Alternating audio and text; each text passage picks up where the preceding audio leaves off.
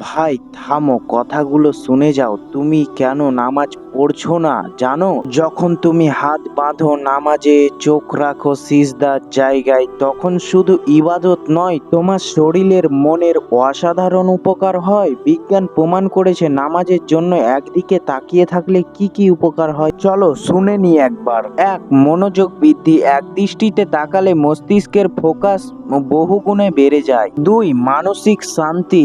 Tension কমে, হৃৎপিণ্ড ও রক্তচাপ স্বাভাবিক হয়। তিন, স্মৃতিশক্তি উন্নতি। মস্তিষ্কের নতুন স্নায়ুতন্ত্রের সংযোগ তৈরি হয়। চার, চোখের স্বাস্থ্য। চোখের পেশি শক্ত হয়, দৃষ্টিশক্তি ভালো থাকে। 1450 বছর আগে রাসূল বলেছেন নামাজে দৃষ্টি সিজদার স্থানে রাখো। আবু দাউদ 906 নম্বর সহিহ হাদিস। তখন কোনো আধুনিক বিজ্ঞান ছিল না। আজ আধুনিক বিজ্ঞান প্রমাণ করেছে ইসলামের প্রতিটি কাজ বিজ্ঞানসম্মত, আমাদের জন্য নিখুঁত কল্যাণকর। ভাই, নামাজ শুধু জান্নাতের টিকিট নয়, আমাদের জীবনের শ্রেষ্ঠ স্বাস্থ্য বৃদ্ধি। এরকম কোরআন ও হাদিস সায়েন্স রিলেটেড ভিডিও দেখতে চাইলে চ্যানেলটাকে সাবস্ক্রাইব করে লাইক করে দাও। আসসালামু আলাইকুম।